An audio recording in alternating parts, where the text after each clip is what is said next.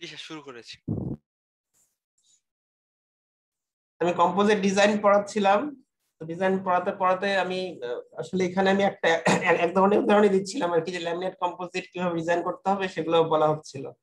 ল্যামিনেটটা কেমন কেমন এটা একটা লেয়ার কম্পোজিট এবং অনেকগুলো লেয়ার থাকবে। লেয়ার গুলো বিভিন্ন ধরনের ধরনের হতে পারে, এমন মানে একই ফাইবার একই ম্যাট্রিক্স হতে পারে, একই আবার মনে করো যে একই ম্যাট্রিক্স দুই ফাইবার বা দুইটা দুইটা ম্যাট্রিক্স একটা ফাইবার এরকম হতে পারে। আবার হতে পারে যে একই একই ধরনের ফাইবার কম্পোজিট কিন্তু ফাইবার গুলো লেয়ার যে লেয়ার গুলো আছে সেটা ফাইবার ডিরেকশন ভিন্ন করে ভিন্ন ধরনের হতে পারে আর কি, কিন্তু অনেকগুলো লেয়ারের কম্বিনেশন। তো ল্যামিনেটের দুই ধরনের ল্যামিনেটের কথা বলছিলাম, একটা হচ্ছে যে তোমার ইউনিভার্সাল লেয়ার, আর একটা দেখিয়েছিলাম যে এরকম যে দেখানো হয়েছিল আর কি ফ্যাব্রিক লেয়ার। তারপরে অনেক কিছু বলা হচ্ছিল যে কোন ডিরেকশনে লোড দিলে কেমন হয়, কোন ডিরেকশনে ফাইবার গুলো থাকলে ভালো হবে, এগুলো একটু বলা হচ্ছিল। দেখো এখানে বিভিন্ন ধরনের ডিরেকশনই থাকতে পারে, যদি লেয়ার হয় বিভিন্ন লেয়ারে ফাইবার গুলো বিভিন্ন ডিরেকশনে থাকতে পারে, যেমন জিরো থাকতে পারে, কোন কোন লেয়ারে 45 ডিগ্রি অ্যাঙ্গেলে থাকতে পারে, কোন কোন লেয়ারে 90 ডিগ্রি অ্যাঙ্গেলে থাকতে পারে। এগুলো এরকম যে ফিক্স তাও না, 30 60 যেটা ইচ্ছে এরকম ইচ্ছে থাকতে পারে আর কি। কমনলি এই এই লেয়ার গুলো এই ধরনের লেয়ার গুলো থাকে আর কি। আর লেয়ার গুলাকে রিপ্রেজেন্ট করার জন্য দেখো কিভাবে বলা হয়েছে, যে যদি অনেকগুলো লেয়ার থাকে দেখো লেয়ার গুলা লেয়ার অ্যাঙ্গেল দিয়ে মানে বোঝানো হয় আর কি। যদি +45 মানে যে ওইখানে +45 একটা লেয়ার আছে। আরেকটা কথা বলেছিলাম যে সিমেট্রি, মিড প্লেন সিমেট্রি, মানে যদি অনেকগুলো লেয়ার তো অবশ্যই থাকতে হবে।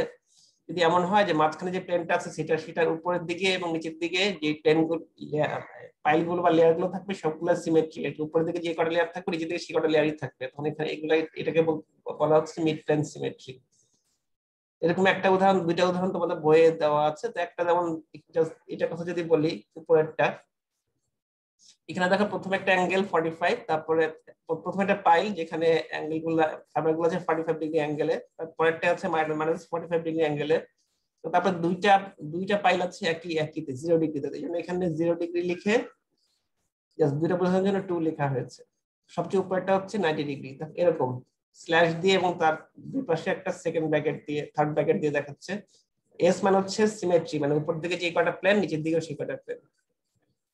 এটাকে অনেক সময় সিম্বল দিয়ে বোঝানো যায়। দেখো এখানে মোট 10টা লেয়ার আছে, দেখি 10, আর কোন ডিরেকশনে কয়টা ফাইবার আছে সেই কয়টা লেয়ার আছে সেই কয়টা লেয়ারের পার্সেন্টেজটা এখানে 45, এই 0 ডিগ্রি বরাবর 4টা লেয়ার আছে, মোট 10টা লেয়ার, তাহলে এই ডিরেকশনে হচ্ছে 40% লেয়ার আছে। এইভাবে বোঝানো যায় অনেক সময়। মিড প্লেন সিমেট্রি থাকলে কিছুটা সুবিধা আছে, সেটা একটু বলছিলাম কেন। আজকে দেখো এখান থেকে শুরু করছি।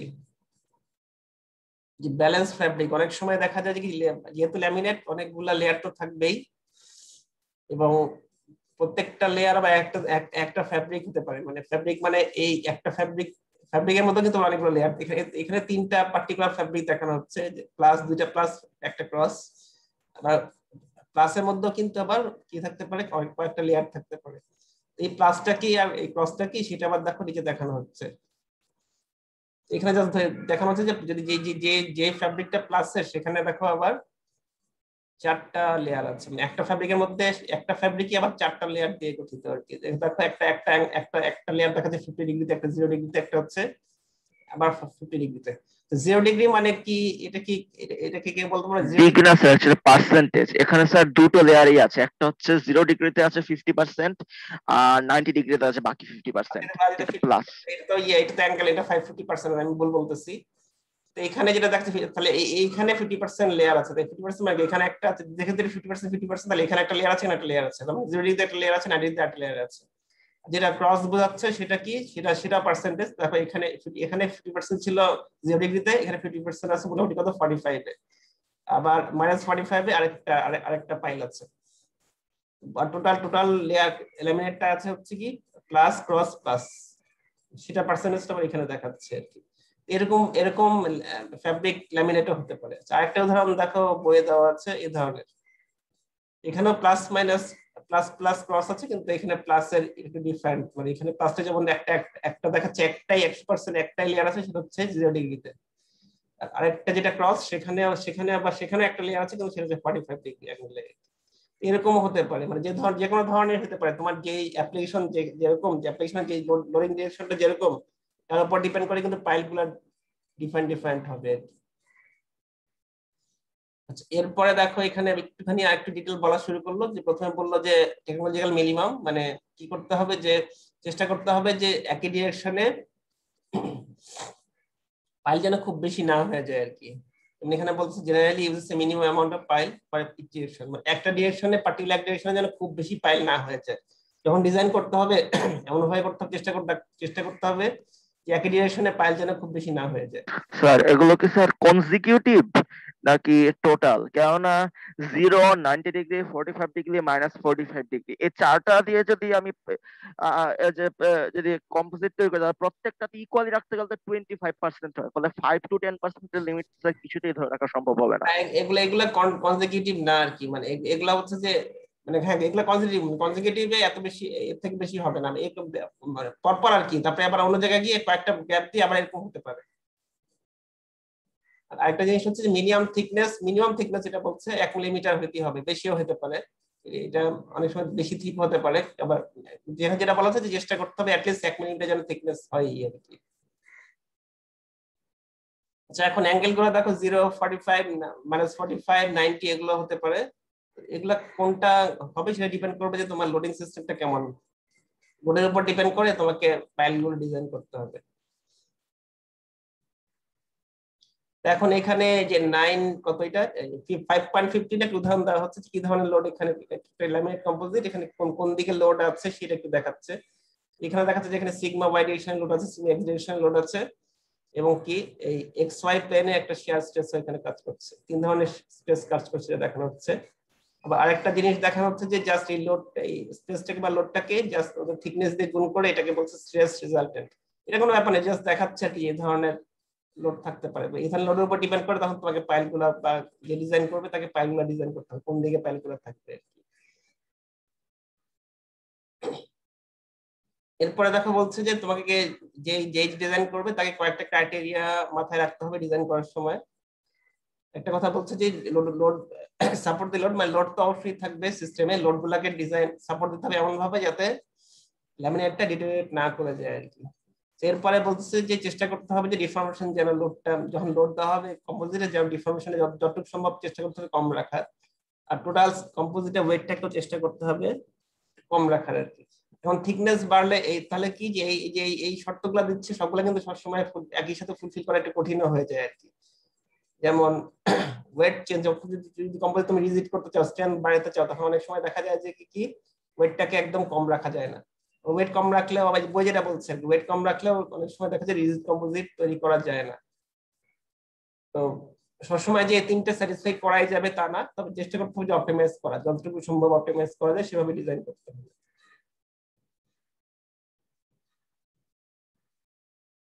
আচ্ছা, সুমিত যেটা বললো যে একটা কোন জানি লেখা ছিল যে পরপর মানে 4টা 5টা বেশি একই ডিরেকশনে করা যাবে না, এটা বোধহয় কোনো একটা জায়গায় লেখা আছে।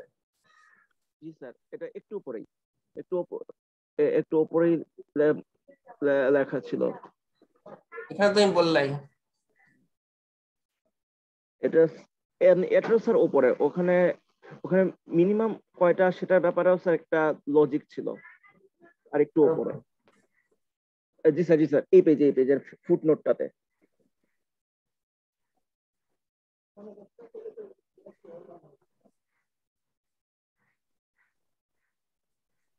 এটা এটা স্যার বলা হয়েছে যে যে ফাইবারের ক্ষেত্রে ইউনিডাইরেকশনালিটি আর বাই ডাইরেকশনালিটি, তাদের যে পিচ বা তাদের যে রোটেটিং বা উইভিং এর যে ওয়েভলেংথ আছে, সেটার সাথে সাথে কিভাবে ভেরি করে, এখানে এখানে এই আইডিয়াটা দেওয়া আছে। আর এরও উপরে বোধহয় কোনো একটা জায়গায় দেওয়া আছে যে পরপর পরপর 4-5টার বেশি লেয়ার একসাথে হ্যাঁ, দিয়ে মানে দিলে শিয়ার কনজারভেটিভ থিকনেস, সেটাই আর কি, মানে একই ডিরেকশনে বেড়ে যায়। 4-5টা বেশি কনজারভেটিভ দেওয়া যাবে না আর কি। 4টা 5টার বেশি একই ডিরেকশনে পরপর দেওয়া যাবে না, এরকম 4-5টা মানে করতে হ্যাঁ একই ডিরেকশনে থাকতে পারে, কিন্তু আবার কি মানে গ্যাপ দিয়ে অন্য একটা লেয়ার দিয়ে তারপর আবার সেই লেয়ারটা আসতে হবে এরকম আর কি। আমার স্যার যেখানে সমস্যাটা ছিল সেটা হচ্ছে একদম একদম শেষের দিকে। সেটা ঠিক আছে, তাহলে তাহলে এই যে কয়টা শর্ত এখানে বলা হচ্ছে মোটামুটি চেষ্টা করতে হবে যে এই শর্তগুলো ফুলফিল করা আর কি। আর একটু মনে হয় লাস্টে একটু বলছে যে এই সবগুলো শর্ত মানে স্যাটিসফাই করার পরও, এটা আমি বলতেছি একটু পরে, চেষ্টা করতে হবে যে যদি মানে সবগুলো স্যাটিসফাই করার পর চেষ্টা করতে হবে যদি সম্ভব হয় যে সারফেসের লেয়ারটাকে 90 ডিগ্রিতে রাখতে হবে, আর মাঝখানে গুলাকে মানে 45 -45 জেনারেলি মাঝখানে ভিতরের দিকে রাখা হয় আর কি। মানে সবগুলা শর্ত যতটুকু সম্ভব স্যাটিসফাই করার পর যদি সম্ভব হয়, আচ্ছা এই যে এইটা বলতেছে এখন যে পরপর একই ডিরেকশনে পরপর মানে একই একই চারটা বেশি পাইল একই ডিরেকশনে না দেয় ভালো আর কি পরপর।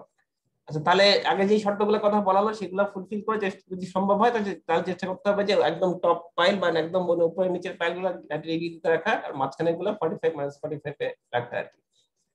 আরেকটা জিনিস বলতেছে যে ডিজাইন করার পর চেষ্টা অনেক সময় করা হয় যে দেখা যায় যে কি চেষ্টা করতে হবে যে থিকনেসটা কনজিকিউটিভ যেন এক সাইড থেকে আরেক সাইডে কমে আসে আর কি, এরকম রাখার চেষ্টা করলেই বেটার আর কি। যেমন এই ছবিতে দেখা একদম ডান দিকে অনেক থিকনেসটা দেখা যাচ্ছে একটু বেশি, কারণ এখানে দেখা যাচ্ছে কি 16টা পাইল আছে।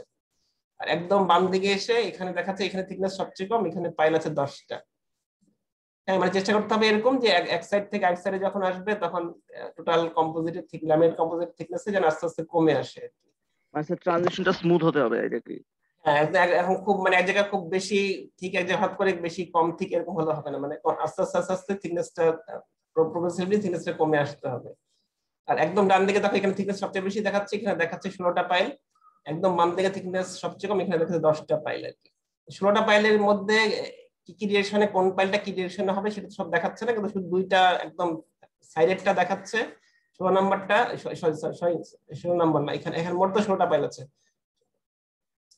সুমেধি এটা কি বুঝতে পেরেছো কিনা, এখানে 16 এখানে 10 কেন? এখানে একদম বাম দিকে যে 10টা পাইল রয়েছে সেই 10টা পাইলের স্কেলিং এখানে আর কোথায় কম্পোজিশন কোথায় দেওয়া পাইল হয়েছে। গুলো আছে আর কি। তাহলে একদম ডান দিকেরটা আর ইয়ে দেখাচ্ছে, বাম দিকেরটা দেখাচ্ছে, মাঝখানে গুলা কিন্তু দেখাচ্ছে না আর কি। মাঝখানে বলতে স্যার যে সাপ্রেসিং এর যে কোড গুলো দেওয়া হয়েছে, এই সাপ্রেসিং সাপ্রেসিং এর গুলো কোড দেওয়া গুলো হচ্ছে মানে সাপ্রেসিং মানে হচ্ছে যে এখানে যখন আসা হবে এখানে কিন্তু ঠিক এই পর্যন্ত কিন্তু থিকনেস কম, এরপরে থিকনেস কমা এই থিকনেস একই, এখান থেকে থিকনেস কমানো শুরু হলো।